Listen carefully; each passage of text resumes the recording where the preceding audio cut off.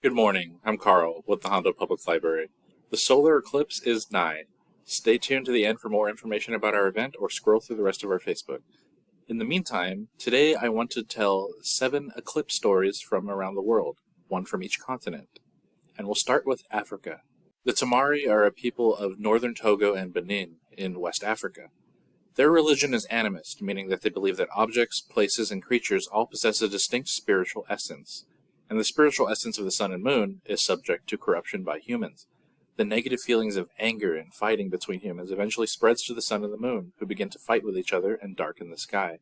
To convince them to stop their brawl, the Tamari people will make amends for old feuds and peacefully come together to encourage peace between the celestial bodies. North America. The Choctaw people are native to what is now Louisiana, Alabama, and Mississippi.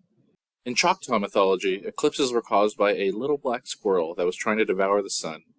He would nibble at it little by little, slowly darkening the sky. To stop the squirrel from consuming the sun entirely, people would throw sticks toward the declining sun, whooping and yelling. Men would shoot arrows of fire at the horizon, hoping to relight the sun. And in Europe, the Vikings have a similar story. The Viking story goes that, during a total solar eclipse, the sun was being eaten by 2 wolves known as Skoll and Hati. According to legend, the wolves both hunted the heavenly bodies. Skoll hunted the moon, and Hati hunted the sun. During an eclipse, it was said that the wolves had finally caught up to their prey. The Vikings, too, would yell at the sky in an effort to scare the wolves away and allow the moon to pass by the sun. If the Vikings were to fail at stopping the wolves, the sun and moon's absence would trigger Ragnarok, the death of the gods and the end of the world. All of these rituals, the peace of the Tamari and the noise-making of the Choctaw and Viking reaction, come from the same human desire for agency and control over events, no matter how large the scale. In South America, though, the heavens dictate what happens to the world, and not vice versa. The Mapuche are the indigenous people of Patagonia in southern Chile and Argentina, and they have a much more negative view of eclipses. Traditionally, the eclipse signals the momentary death of the sun after a fight with the moon. After the sun comes back, there's still a lot of negative energy left. Diego Ancalao, a member of a Mapuche community and head of an indigenous foundation that promotes development, noted that a total solar eclipse in Chile in July 2019 was followed by civil unrest, and the year after, 2020 wasn't really a great year. I'm sure I don't have to elaborate on that. Of course, bad things happen all the time, even without eclipses, so I don't think there's any reason to correlate the two. Next up, Antarctica. Okay, so there's no Antarcticans, of course. But did you know that eclipses are rarer around the poles because the sun only lights the poles for half a year? And did you know that a solar eclipse at one pole can excite the aurora at the other pole? It's really neat.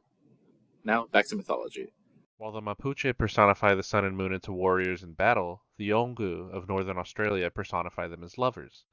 The Yolngu notice that the path of the moon across the sky varies over time and explain this as the moon wandering, looking for his lover the sun. In other versions, the sun pursues him, but he is shy and changes his path to avoid running into her. When the two finally meet, an eclipse would happen. If the moon was the one who initiated their encounter, he would kiss the sun and block the Earth's view of her. This was the solar eclipse. If the sun was the one who initiated, she would overtake him and cause a lunar eclipse. In the mythology of Korea, the moon, like the Viking worldview, is also under threat from dogs.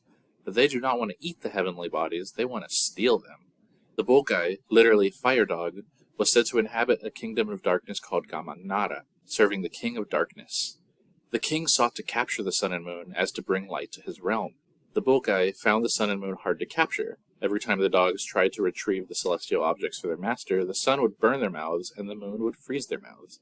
They are persistent, but no matter how close the dogs get, they will always inevitably fail and return to the dark world, waiting for their next chance to strike.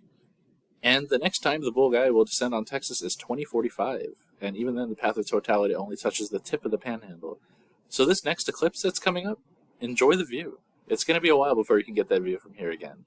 All of us here at the HPL are excited for you to join us at the Medina County Fair Hall on Monday, April the 8th for our solar eclipse viewing party. The partial begins at 12:13 p.m., totality begins at 1:13 p.m. and lasts 3 minutes. But before and after totality, we'll have lots of free activities for kids and adults, a presentation by astrophysicists, and telescopes and sunspotters for viewing. There will be food trucks, music, and much, much more. Come make memories with us. This concludes this chapter of Monday Memories. Stay safe out there, and see y'all next month.